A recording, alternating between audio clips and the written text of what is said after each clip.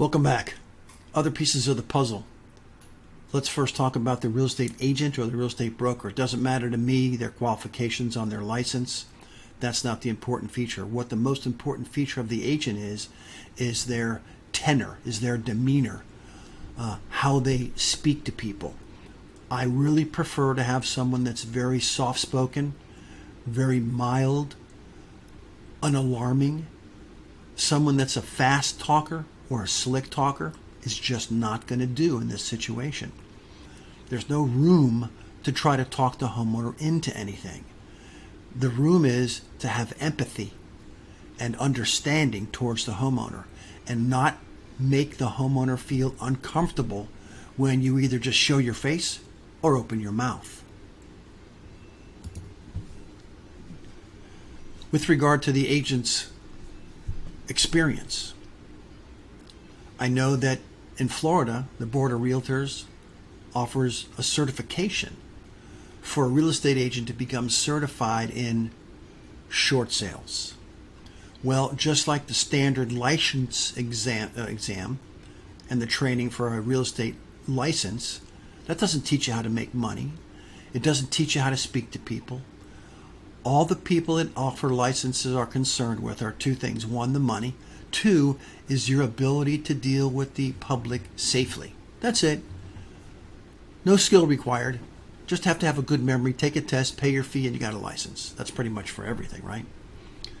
So I don't care about their experience. I don't care that they're short sale certified. What I care about is their demeanor. And when you bring that right up next to their experience, I really would prefer someone with little or no experience, even in general real estate, not to mention short sales. Because what I found, and remember I was a broker at ERA Prestige Realty, had 4 offices, 250 associates, and I trained nearly every single one of them, except for the agents that came to my office from other offices.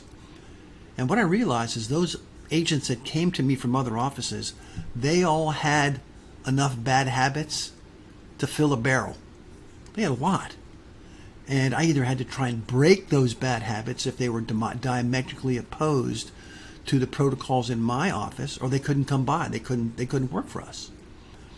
So the older agents tend to have more bad habits. The more times you'll hear, oh, we used to do this at Century 21, blah, blah, blah. Well, I don't care what you used to do. This is my gig. I'm setting this up, and you have to play by my rules. So I like to have agents that have little or no short sale experience. All right, let's talk about the short sale processor for a second. The short sale processor will be in touch with both the lender and the homeowner. Sometimes I introduce them face-to-face, sometimes I don't. It all depends on how I'm feeling about the circumstances. But the short sale processor will be the party to be on the owners, property owners, the homeowners, borrowers, on their phone all the time, trying to make sure that we have the documents that the lender is either requiring now or the documents that the lender will be requiring soon. So the processor is going to be a little bit of a nudnik or a nudge, but everybody has to understand that. And during my homeowner presentation, I will tell them, listen, my short sale processor, let's say her name is Sherry. She's going to be a nudge. She's going to call you often to make sure that the lender is never waiting on us. So just get ready for that. As far as the qualifications of a short sale processor, organization is simply the number one. If they're organized and they're timely, that's all I need. If they're organized and timely, nothing's going to fall through the cracks. We're never going to be have the lender waiting on us, so things will move along as quickly as possible. Last but not least on this list, the short sale negotiator. Now, I know some short sale businesses that have their short sale processor also be their short sale negotiator. The short sale negotiator is the party that deals with the lender with regard to the terms and the price and the conditions that the seller wants to use when they close, the seller being the lender. I'm going to suggest that being a good processor doesn't necessarily make you a good negotiator, and vice versa.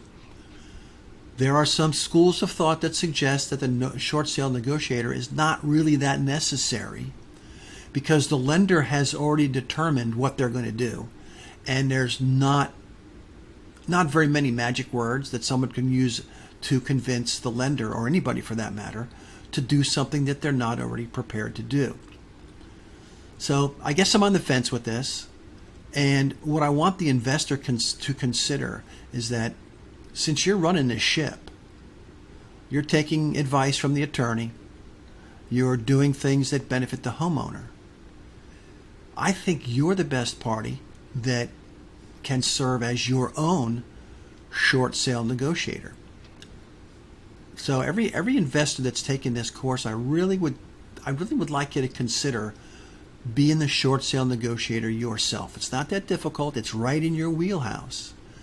And if you're not going to do the negotiating, perhaps there might be somebody at a real estate club that you bump into that seems to have their wits about them, and they can make complete sentences. They brush their teeth every day and they wear clean clothes. Perhaps they might be able to serve a purpose for you. You can get them some stipend and money, when the thing closes. And there's other uses for someone like that as well. However, somebody new to the business might be a good substitute for you as long as they know how to take direction. But I'm going to stick to this. I really think that the investor should consider being their own short sale negotiator. All right, listen, I'll see you in the next slide. Thanks.